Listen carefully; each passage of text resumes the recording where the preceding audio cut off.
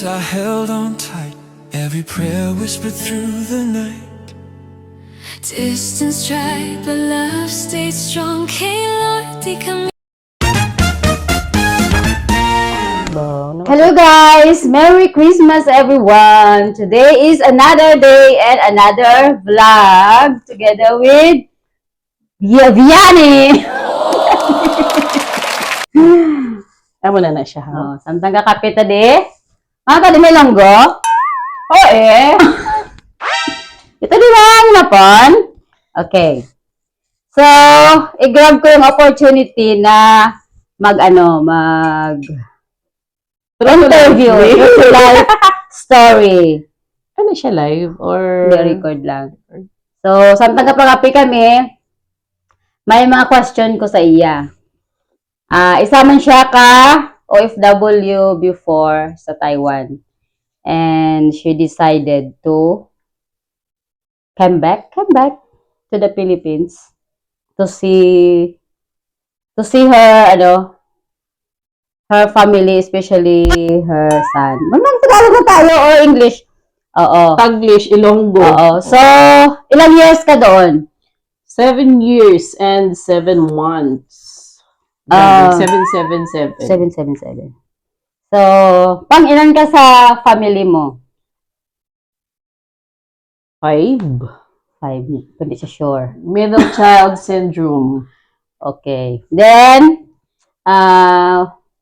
bakit? Bakit ka nag-decide na magtrabaho sa ibang bansa? Siyempre, as payo sa mga mga very normal Filipino story. Wala kwarta, pigado, mahirap ang buhay sa Pilipinas. So, walang opportunity, no? Walang opportunity sa Pilipinas na mapagpasukan. Kahit na magtrabaho ka rito ng ilang taon, ang sahod mo ang sahod parang enough lang. Parang wala man lang extra. So, kung marami kang lakas ng loob, alam mong hardworking ka, Gora na. then syempre hahanapin mo yung magandang opportunity sa ibang bansa. Medyo malakas, medyo malaki ang kita. Makakatipid ka, makakasave ng konti. At least may konting sobra. Hindi yung dito ka lang sa Pilipinas. Hindi lang sakto. Hindi may lang sobra. pambili ng pagkain ang itatrabaho mo. Kundi makakaipon ka ng konti. Okay. So,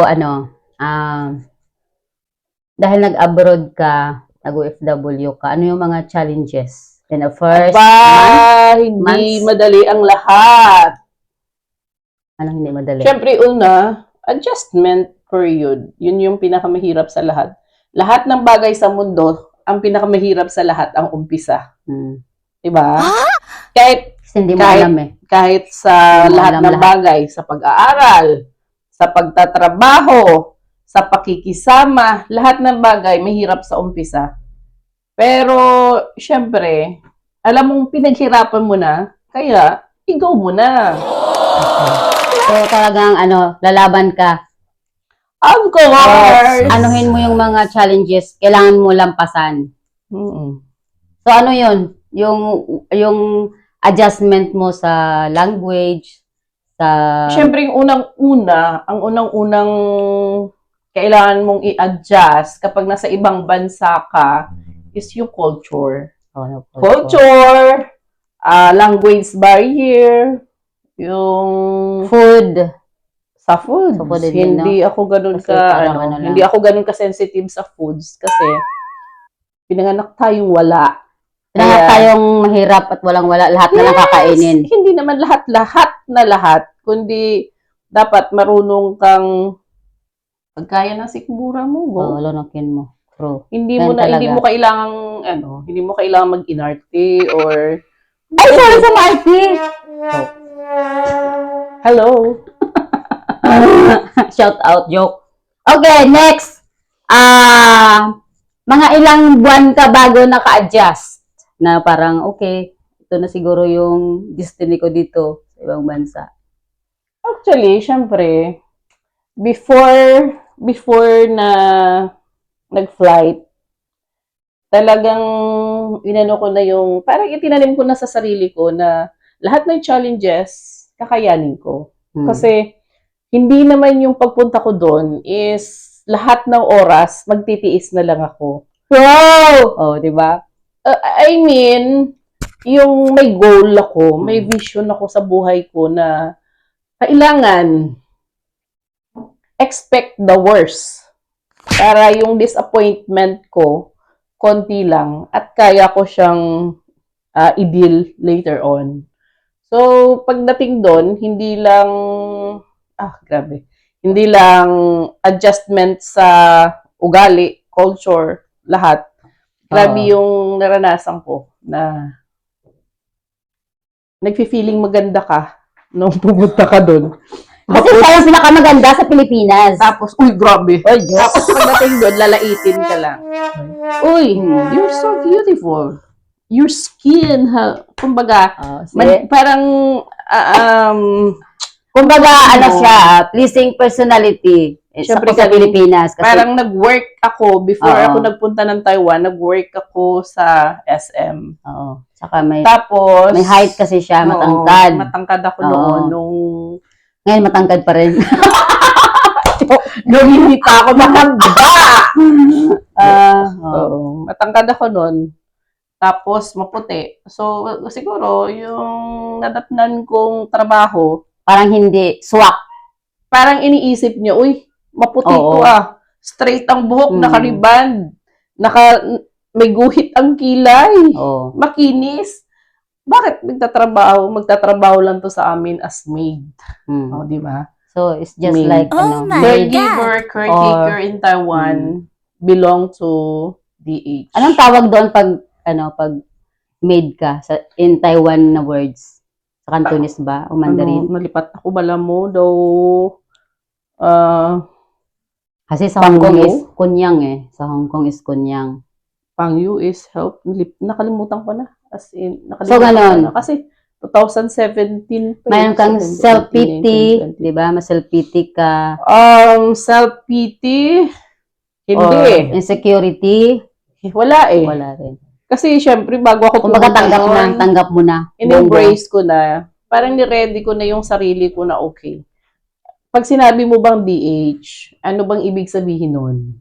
Domestic helper. So, before ka umalis at alam mo na yung trabaho mo, dapat ka pa ba makakaramdam ng sakit or pang-iinsulto kung nandyan na sa pinaka-peak ng pang-iinsulto na harapan mong marinig?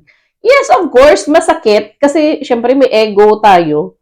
Pero ang sa akin nun, parang itinanim ko na sa isip ko na this is just temporary. Hindi ako Panghabang buhay. Yes, hindi ako magpapakatulong sa inyo or hindi ako magiging alipin sa Kumbaga, inyong habang buhay. Kumbaga, May limit to. sa umpisa pa lang, May mayroon, limit. sa umpisa pa lang, alam mo na, ay hanggang dito lang ako. Yes. So kung ano man yung kakaharapin ko in ganitong na years, hanggang doon lang yun. Kasi pagdating dito, uwi na ako, di ba? So ganun yun, lesson sa mga OFW din, dapat meron tayong Limit. goal. Boundary. Limit. Oo. Kung Goal. hanggang saan lang tayo. May vision ka sa buhay mo. Hindi May pwedeng goal. hindi pwedeng Panghabang buhay. lahat ng younger age mo gagamitin mo lang doon. Oo. Kumbaga, sa lahat ng bagay, dapat may may boundary. Okay, magtatrabaho ako bilang DH sa hanggang Ganitong ganito years lang. lang. Dapat may ganito na ako Para bago ako before ka hinto. lumipad, before ka pumunta ng ibang bansa, may iisip mo na, okay, ganito ang gagawin ko. Magkano bang budget ng pamilya ko? Magkano bang kailangan nilang budget sa pagkain? Magkano bang bayad sa ilaw? Magkano bang bayad sa ganito? So, syempre, ikaw ang driver ng buhay mo eh. Ikaw yung dapat nagbabudget. Kasi ikaw ang nagtatrabaho. Hindi ka po True. pwedeng Sila ang mag-demand. ikaw ang uutusan nila. Although na, minsan talaga hindi maiwasan na maraming emergency na nangyayari. Pero, at the end of the day, kita dapat talaga ang may control. Hindi sila. Kaya tayo ang nagtatrabaho eh. Oo. Tayo ang naghihirap, hindi nila. Pero ako, dumating din doon sa point na wala eh. Ganito tayo eh. Ang culture ng Pilipino, masyado nating mahal talaga ang pamilya natin. Yes. So, kahit na may boundary tayo, kahit may limit tayo, kahit na sabihin na gaano man kaliit yung sinasahod mo, dapat alam mo kung paano mo hati-hatiin. Dumadating talaga pa rin sa point nga na iisipin mo na, okay, may sunod na buwan pa naman Oo. may sasahurin pa naman ako. Tapos pag sunod sa na buwan, wala nang natira sa'yo, Oo. no? Pinadala mo na rin lahat. So, yung iniipon-ipon mo na maliit, ipapadala mo pa sa kanila. Tapos, another coming week, may another problema Problem na na naman naman. na dadating. Another, So, bayarin na naman. Yung nangyari na inipon mo, na supposedly maiipon-ipon mo ng konti, sana, nung nakaraang buwan, heto na, naipadala mo na, the next week, heto na naman, may sasabihin na naman na problema. So, ang mangyayari, magka-cash advance ka sa boss mo. Hmm. Ang susweldohin mo sa susunod na buwan, babawasan na. Hindi ko alam eh, kung bakit, paano. Hmm. Paano susolusyonan yung mga ganong problema. Pero, ako, nung nasa Taiwan ako, nag-triple job ako. Hmm. So, dapat ba gayahin ng mga OFW yung ganun? Of course not, hindi. Kasi bawal yun. Oh. My point lang Yun, guys. is, siguro, nabigyan lang ako ng opportunity na mas marami akong pahinga. Hmm. Kumbaga sa trabaho. Kumbaga, nakita din ni Lord na masyado akong hardworking. Na nanghihinayang ako sa mga time Sa oras, na wala kang na ginagawa. wala akong ginagawa. Kasi ang trabaho ko doon is parang caregiver ako. Although na syempre sa kontrata mo is caretaker ka. Yung trabaho ng caretaker is all around. Pero I feel blessed dahil nung nagkasundo na kami nung boss ko, hindi na ganun kabigat yung mga trabaho ko. Parang naging focus na lang ako dun sa matanda na alaga ko. Na kalaunan, naging napamahal sa akin. Tapos napamahal din silang lahat sa akin. At the same time, ako ganun din sa kanila. Yun. That's why nasa 7 years and 7 months ko na naging OFW. Bali, iisa lang yung naging amo ko. Wala akong ibang experience. Walang sa ibang iba. amo na pinasukan mo yun lang Oo. yun na hanggang Oo. natapos. Kasi actually, dumating din kami sa point ng amo ko na nagkumprontahan kami. So ito guys, sa susunod na video, kung paano yung challenges amo to employer to